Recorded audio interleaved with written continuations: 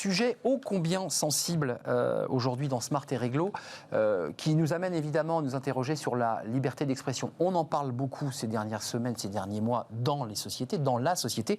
Là, on s'y intéresse à travers l'entreprise. Emmanuel Burger, merci d'être avec nous. Bonjour. Vous êtes un habitué, vous êtes souvent venu sur notre plateau pour des débats, pour des chroniques. Avocat au barreau de Paris, spécialiste en droit social.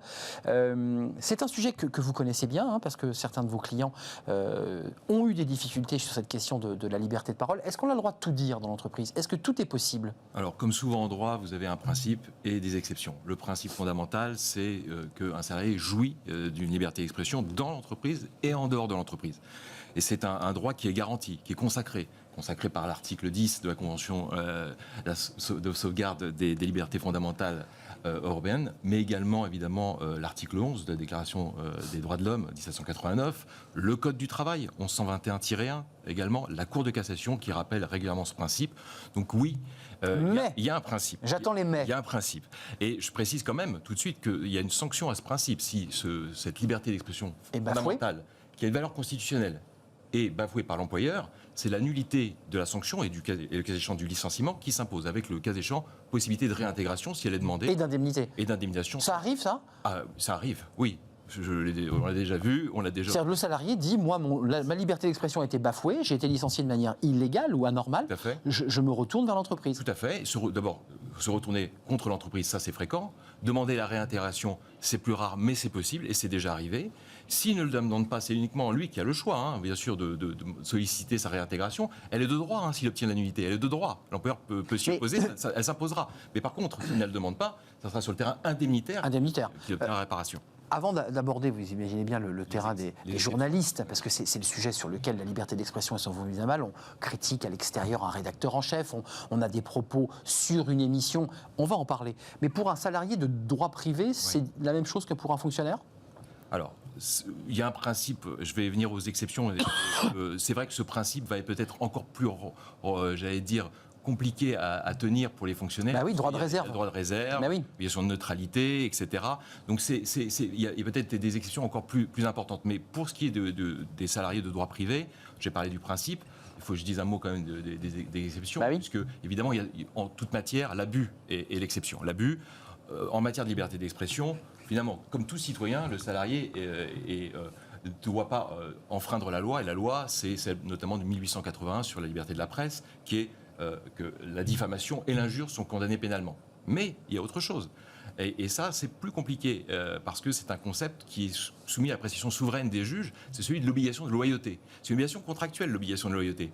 Et où mettons le curseur, et à quel endroit peut-on considérer réellement que l'obligation de loyauté a été ou non violée par le salarié? Le cas qui vous concerne, c'est un avocat, c'est un cas qui figure dans un document que j'ai pu lire, un avocat salarié qui n'est pas associé, qui a critiqué ouvertement bien le niveau de son N+1, de son patron, et qui l'a non seulement dit dans le bureau, mais publié, envoyé par lettre au bâtonnier, et qui a essayé de diffuser à la fois sur les réseaux sociaux et dans la presse. Il a été licencié, mais il a été réintégré. C'est assez troublant. Mais oui, parce qu'il a fait prospérer sa demande sur le terrain, évidemment, de la nullité et de la violation d'une liberté fondamentale. Et c'est un cas propre à la violation des libertés fondamentales, le droit de la défense. S'il est bafoué, c'est également sur le terrain de la nullité que le salarié peut voir sa demande prospérer, ou en cas de harcèlement et de discrimination. Là aussi, il y a des garde-fous posés par le législateur. Si l'employeur enfreint ces différentes règles, il s'expose, pour le coup c'est lui, en cas de licenciement déclaré nul, à la réintégration ou une condamnation lourde. Mais en allant très très loin, un salarié d'une très grande entreprise automobile interpelle par courrier, par tweet, par réseaux sociaux, la stratégie qu'il conteste de son PDG. Il peut être attaqué ? Il pourrait l'être. La question, elle est double ici. C'est d'abord la nature des propos. Puisque pour caractériser un abus... C'est ce qu'il écrit. Oui, c'est la nature des propos d'abord, mais pas que. La diffusion et l'éventuelle publicité qui est donnée à ces derniers.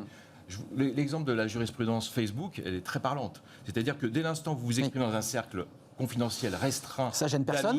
Ça ne pose pas de problème, c'est confidentiel. Dès l'instant que vous mettez en lumière, vous rendez public, vous ouvrez sur un mur public d'une certaine façon votre expression, vous encourez, vous vous exposez. Même lorsqu'on l'écrit sous son propre nom, sous sa propre adresse Facebook, ça ne change rien. Surtout, d'ailleurs. Surtout, oui, parce que à la limite, aujourd'hui, c'est bien le problème. Souvent, derrière des pseudos, on a le pseudo. On peut balancer toutes les horreurs qu'on veut. Sauf que là, non. Effectivement, le salarié qui, effectivement, publierait des propos sur un compte ouvert, avec un mur ouvert, le cas échéant, peut s'exposer à effectivement des sanctions disciplinaires. Juste d'un mot, parce qu'il faut qu'on parle quand même de 3 affaires journalistiques. Là aussi, la liberté d'expression, elle est souvent mise à mal. On gagne plus côté salarié que côté employeur, parce que lorsqu'il y a un cas d'un litige sur une question de liberté d'expression, c'est-à-dire un employeur qui considère que son salarié a dit des mots qu'il ne fallait pas qu'il dise. Souvent, c'est à l'avantage du salarié, il gagne la plupart du temps. C'est difficile. Non, c'est difficile à dire, c'est vraiment au cas par cas. Ce qui est sûr, en revanche, c'est qu'en cas de succès, lorsque la demande du salarié prospère, les conséquences sont beaucoup plus lourdes pour l'entreprise. Je les ai évoquées tout à l'heure. Donc l'entreprise doit bien réfléchir avant de... Au-delà du spectre de la réintégration, c'est l'indemnité. Il n'y a plus de barème.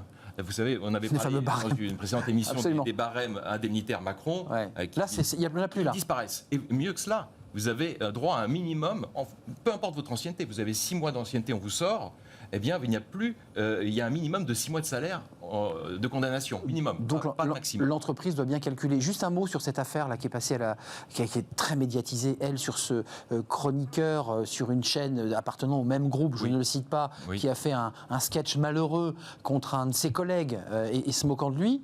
Licencié sur le champ, mais vous me disiez, je le découvrais, qu'en fait, ce n'était pas directement lié au sketch. Alors oui, cette affaire, et celle qui a suivi d'ailleurs, ont défrayé la chronique, puisque c'est un peu les puzzles, j'allais dire, les puzzles dans cette affaire. C'est que d'un côté, vous avez un licenciement, une éviction qui ne repose pas sur la nature des propos dans le sketch.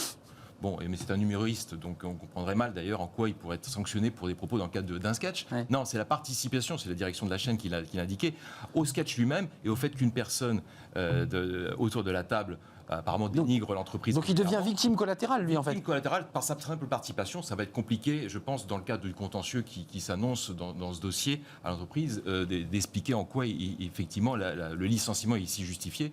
Ça sera au juge du fond d'apprécier. Mais par la suite, un autre collègue journaliste a simplement affiché un message de soutien à Antenne. Et donc là, on parlait aussi de l'aspect ou non... Utilisant l'entreprise et l'antenne de l'entreprise. Oui. C'est là que... Très sensible. C'est sur ce terrain-là, d'ailleurs, que la sanction, semble-t-il, a été prononcée, à savoir le manquement à l'obligation de loyauté, puisque les propos, un simple message de soutien, ne sont pas par la nature outranciers. Mais il utilise effectivement le moyen, l'outil professionnel. Et c'est sur ce terrain-là, de toute évidence, que l'entreprise s'est fondée, en disant, d'une certaine façon, qu'il y a une forme de violation de l'obligation de loyauté. Là encore, évidemment, les juges du fond auront apprécié, puisque l'intéressé sollicite apparemment la nullité, mais évidemment, puisqu'on parle de liberté fondamentale, logique. Elle a été... compliqué quand même, ce cas-là, parce que utiliser les antennes pour faire passer son propre message... Attention, de quel message s'agit-il? Oui, après, on revient à la nature des propos. Est-ce qu'ils sont mesurés, un simple message de soutien, ou est-ce qu'ils sont outranciers?